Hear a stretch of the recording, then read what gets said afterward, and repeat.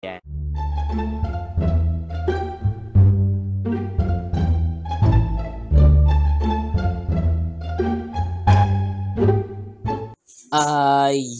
Ayan mga ka-Vertusio, swerte na naman tayo ngayong araw sapagkat nakakuha na naman tayo ng panibago at ibang commemorative coin na meron po itong face value na 10 pesos, pero masasabi natin mga ka-Vertusio na ang commemorative coin na ito ay very rare to find.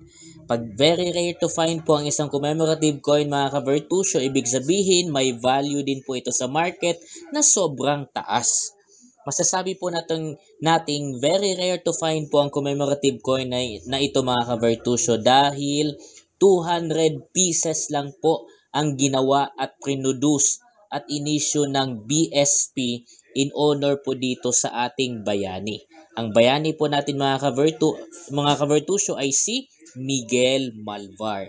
In honor po ito sa kanyang 150th na kapanganakan. Again po, Miguel Malvar, commemorative coin, very rare to find.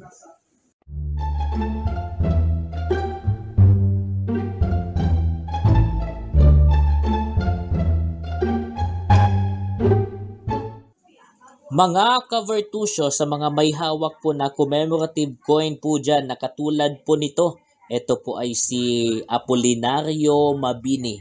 Ito po ay tinaguri ang utak ng katipunan. Maniniwala po ba kayo mga ka-Vertusio na ang bentahan po nitong commemorative coin na ito ay hindi na po bababa sa 12,000? Yes! Totoo po yan. Kasi ang commemorative coin na ito mga ka-Vertusio in honor sa 150th na kapanganakan po ng ating national hero na ito na si Apolinario Mabini ay matatawag na po nating very rare to find coin. Iilan na lang po ang umiikot na nasa sirkulasyon po nito na commemorative coin. Karamihan po ng mga commemorative coin na tulad po nito ay iniipon na po ng mga kolektor at mga nobista. Swerte po tayo, may bagong commemorative coin na naman tayo na Apolinario Mabini.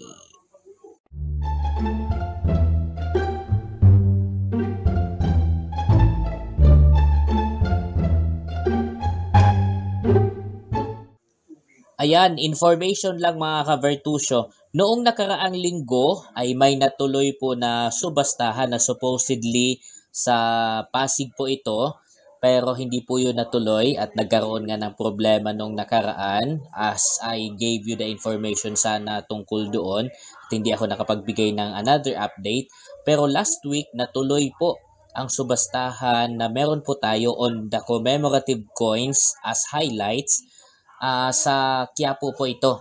Ang naging subastahan ay nasa Quiapo. Okay, at ang mga kasamahan ko po ay nakapunta po doon. Nag-start po yun ng alas 9. Sa mga nakapunta, God bless you, mga ka-Vertusio. Ngayon, isa po ito sa nagiging highlight, itong People Power Revolution. Ito po ay may face value na 10 piso. Ang pinakamataas po na nagiging bidding neto ay umabot po sa 175,000 ang naging bentahan ng commemorative coin na ito.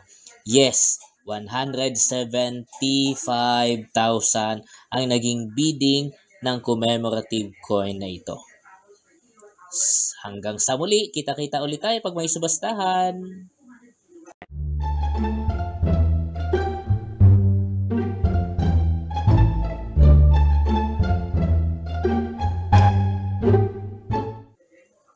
As you have watched mga ka-Vertusio ang mga ibang reels ko po dati na nagsasabi po akong naghahanap po ako sobra dahil wala pa po sa collection kasi namin ang commemorative coin na nakikita po ninyo ngayon.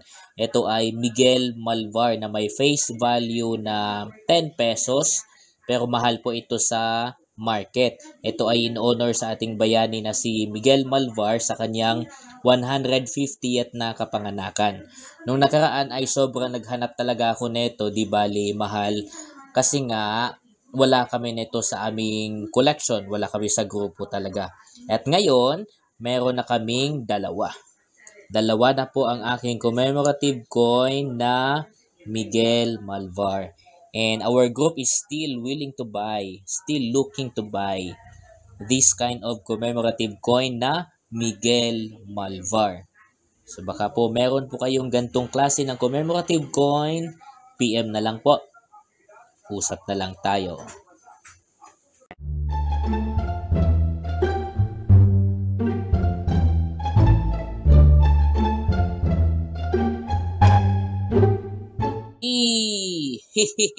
Yayabang ko muna sa inyo ito mga ka-Bertusyo na ang aking commemorative coin na Apolinario Mabini in honor sa kanyang 150th na kapanganakan anniversary ay meron na akong 7 pieces in collection. Yes, 7 pieces in collection po ang meron po ako. Yan, ito ay mga good quality pa mga ka-Bertusyo. Ang iba po dito ay nilinis ko na. Yan, nilinis ko na po yan. Medyo hindi ko na nabalik yung talaga, yung ganda po niya at yung kinang. Pero klaro pa naman ang kanyang mga features. Yan. Yan po ang ating commemorative coin na Apolinario Mabini. Alam nyo ba mga ka-Bertusyo na ang coin na ito ay hindi na po bababa sa 12,000 ang bentahan sa market? Yes. Dahil matatawag na po kasi nating rare to find ang mga commemorative coin na ito. Lalo na in honor sa ating bayani.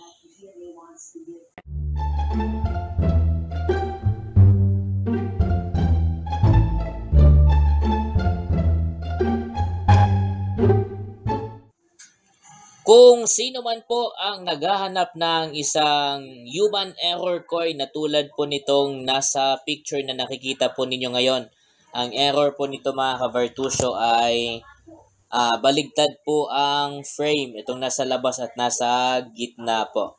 Kung sino man sa inyo ang meron po or naghahanap nito, mga kolektor, nomista na gusto pong bumili nitong human error coin, na hindi na po kayo mismo ang gagawa po ng pagbabaligtad neto dahil bawal po yun, no? Ito kasi ay nung nakita ko po ito, baligtad na po ito, no? Sinadya po itong baligtarin kaya po human error po. Pero syempre hindi po ako ang nagbaligtad po nito. Lagot po tayo sa BSP po nun. Ayan, yung year po niya na 1993 ay nasa likod. Tapos yung dapat supposedly ang nasa likod na 2003, ito sana ang dapat nasa harap ay interchange po sila or baligtad. So ang coin na ito ay human error coin. Baligtad po ang frame. Binibenta ko ito. Yeah.